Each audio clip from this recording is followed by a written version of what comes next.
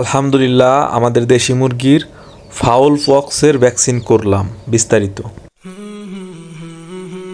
আসসালামু আলাইকুম। কি অবস্থা সবার? আশা করি আল্লাহর রহমতে প্রত্যেকে ভালো এবং সুস্থ আছেন। আমি আল্লাহর রহমতে ভালো এবং সুস্থ আছি। আমাদের খামারের আলহামদুলিল্লাহ পশু পাখি সব ভালো এবং সুস্থ আছে। আমরা আজকে আমাদের খামারের 200 মুরগি যেগুলা বড় হয়ে গেছে সেগুলাকে 30 দিন হয়ে গেছে, আমরা ওইগুলাকে ভ্যাকসিন করলাম, ফাউল পক্সের ভ্যাকসিন করলাম। তো এটি হচ্ছে 300 মুরগির ভ্যাকসিনের ডোজ। তো আমরা 200 মুরগির পাইনি, আমাদের 200 মুরগির ডোজ লাগতো। আমরা 300 মুরগি নিয়ে এসেছি। এখানে আমরা 9 ml পানি দিয়ে গুলিয়ে নিচ্ছি।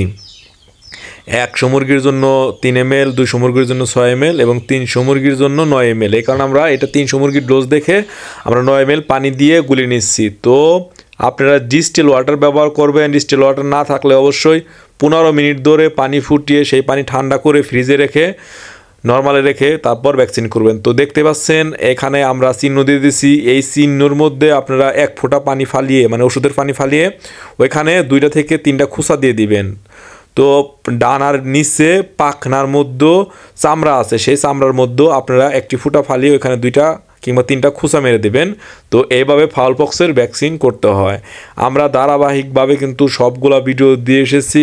আপনারা যারা ভিডিওগুলো মিস করেছেন দেখতে পারেন।